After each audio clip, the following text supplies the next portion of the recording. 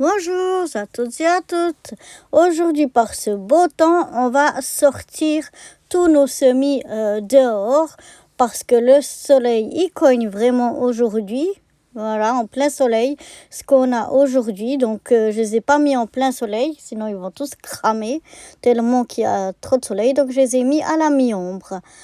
Donc là derrière, on a ce qui reste dehors tout le temps, c'est-à-dire on a l'ail et puis l'olivier, les aromatiques, tout ça. Après ici, on a les radis, des radis flamands et des radis French breakfast qui restent dehors dans la serre. On a du poireau aussi qui reste dehors. On a des pétunias aussi qui restent dans la serre dehors, même la nuit donc. Et là, des petites fraises, mais qui sont tombées, donc il ne reste plus grand-chose. Enfin bref. Ici, on a des brocolis et puis des poivrons. Ici, on a des tomates et des poivrons et des brocolis. Ici, on a les mini-concombres et encore un brocoli et des tomates. Ici, ensuite, ici, on a la roquette. Elle reste aussi dans la serre la nuit. Là, on a les aubergines. Là, on a encore des salades et puis des concombres. Là, on a des œillets delta rouges qui restent aussi dans la serre pour la nuit. Ici, on a des fraises, 4 saisons. Et puis là, des tomates encore. Puis là, on a nos laitues, 2 sortes de laitues, des laitues américaines et des laitues australiennes. Ce sont toutes des laitues à tondre. Et puis là, j'ai refait un semis de laitue là, qui est en train de pousser pour en avoir un petit peu tout le temps, quoi. Donc voilà, pour les semis. Voilà. Bonjour à toutes et à tous. Me revoilà aujourd'hui au jardin par un temps magnifique. On va sortir un petit peu nos semis et on va leur donner un petit peu à boire. Je voulais donner de l'eau de pluie, mais elle est trop glacée, donc j'y ai renoncé. Donc je donne un petit peu à chacun de l'eau, en essayant si possible de ne pas mouiller le feuillage. C'est pas toujours évident, mais on essaye. Donc là, on a les premiers que j'ai arrosés, c'était des brocolis, et puis les autres, c'est des aubergines. Donc comme les aubergines, elles n'aiment pas avoir trop d'eau, ça peut étouffer leurs racines. Donc je donne juste un petit peu. J'attends que ça boive un peu. Et puis je vais donc rajouter de l'eau un petit peu pour qu'ils en aient encore. On les arrose normalement pas par temps quand il fait trop beau et en plein soleil.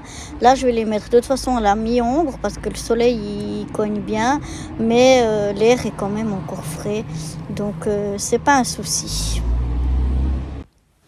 Maintenant, je m'attaque aux concombres et aux tomates. J'ai quelques petits soucis avec mes concombres. Vous voyez là, les cotylédons, ils sont en train de flétrir, de se ficher en l'air, je sais pas. J'ai lu qu'il y en a des qui disent que c'est pas normal. Il y en a d'autres qui disent que c'est normal, que maintenant que la plante elle a des vraies feuilles, elle n'a plus forcément besoin de ces feuilles-là. Donc, je ne sais pas du tout. Donc, à voir l'évolution. Mais j'espère que c'est pas trop grave. Donc là, je vais aussi les arroser. Parce que moi, c'est que les cotylédons qui sont moches. Les vraies feuilles, elles ont l'air bien pour le moment. Donc, voilà. Là, on voit les tomates aussi qui commencent à avoir 2 vraies feuilles. Pour certaines. Donc voilà, je vais arroser. J'essaye toujours d'arroser sans mouiller le feuillage, même si c'est pas toujours évident.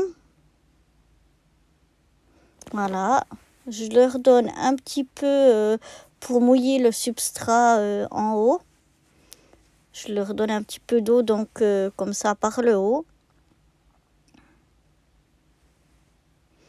C'est surtout histoire de mouiller un peu le substrat parce qu'il est un peu sec en surface.